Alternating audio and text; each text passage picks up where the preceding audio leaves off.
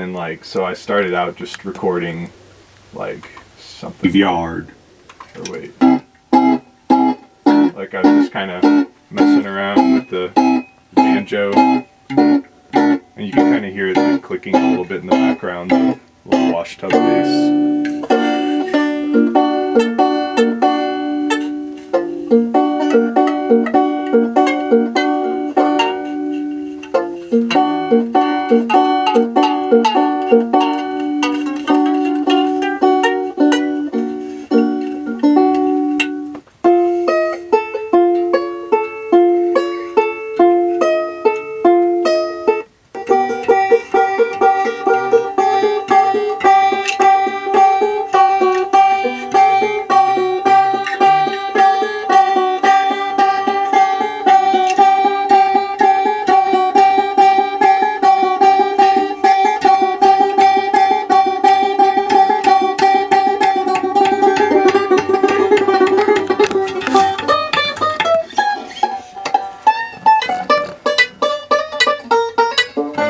So I was just doing that for a while, and then like,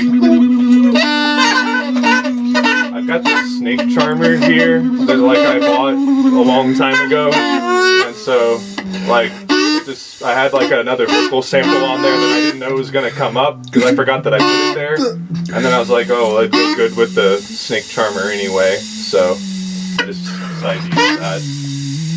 Is that what that noise is? Yeah, it's like me trying to like blow through it really hard. Like if you blow through it really hard, it won't work. You have to kind of be like it's like you can't like, I don't know. Like that's as loud as it goes, but it's like, and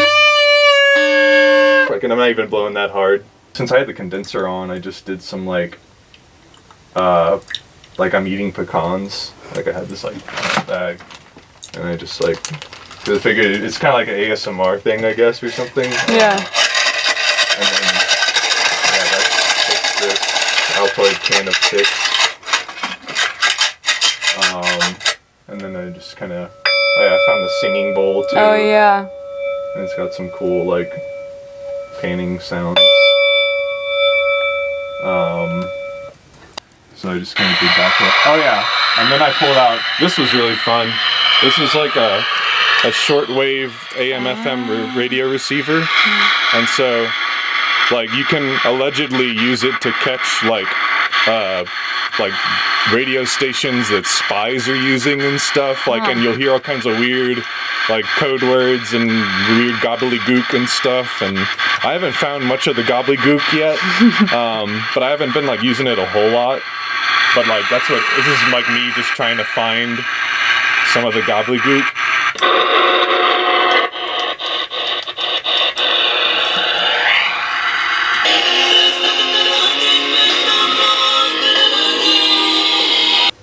Oh yeah, there's like some like classical type stuff. Like I was recording like a Castlevania like thing. It's like it's like something from the Symphony of the Night soundtrack that I learned a long time ago, and I figured it'd be a good room to like record with the classical in.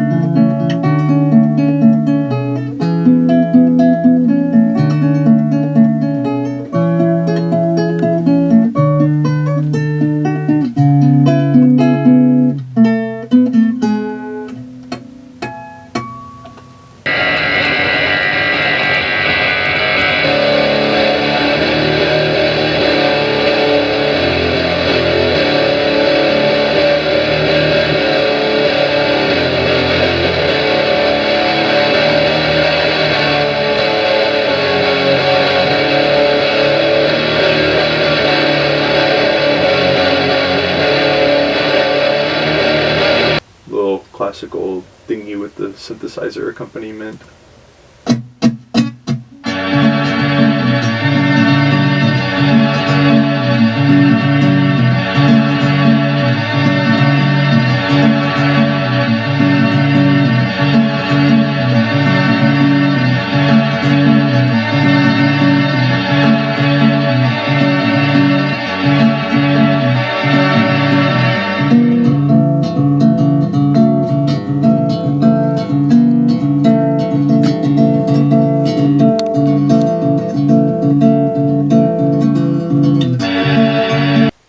guess I could have came in here like with a particular project in mind, but then again, maybe that would have like stifled some of the spontaneity or like, you know, taking from whatever's around here or me being here and doing that rather than taking what I have like in my head elsewhere at home and bringing that here. It kind of feels like if I'm gonna be here doing like, you know, just be in a different environment and whatnot, that it's better to, like, I thought it better to come at it with a kind of clean slate and just try different stuff. So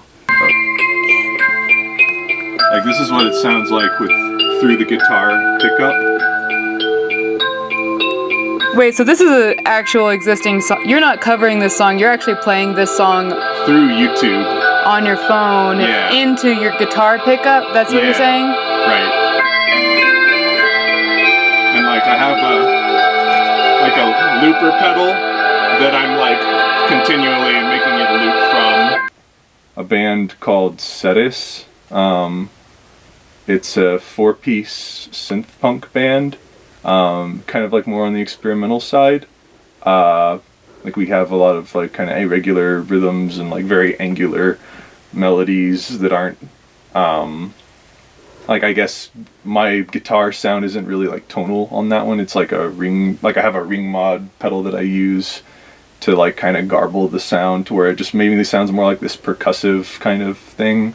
And then we have 2 synth players and a drummer, and one of the synth players is a vocalist, and that guy writes most of the songs. And then I'm also, I have 2 solo projects, one that's electronic called Komodotron, that I mainly use in Bitwig, but I'm trying to integrate like more hardware and stuff like that to where I can like perform it live, because I don't want to be just like performing with my laptop only or something like that. I mean, I think that's like fine if people want to do that, but it's not my thing. Sure. And then I have another solo project called Black Wolf Nightmare that's all guitar. It's pretty much guitar and this effects board here. And it's kind of like a experimental black metal like sound vortex kind of, I guess. Like it's all improvised for the most part, but you know, some things stick after I've been doing different improvisations, and so like I'll have stuff that I've kind of like written over time, but like most of it is improvised. And then also Royal Academia Chordophonica Ensemble is me and my friends Alfonso and Sarah, and we are a trio of classical Baroque performance art comedy. Like we kind of play our instruments like as though we were like classical musicians, or like performing in a classical context rather, and then we kind of like take it and put it into a different context, like a more comedic kind of avant-garde one, I guess.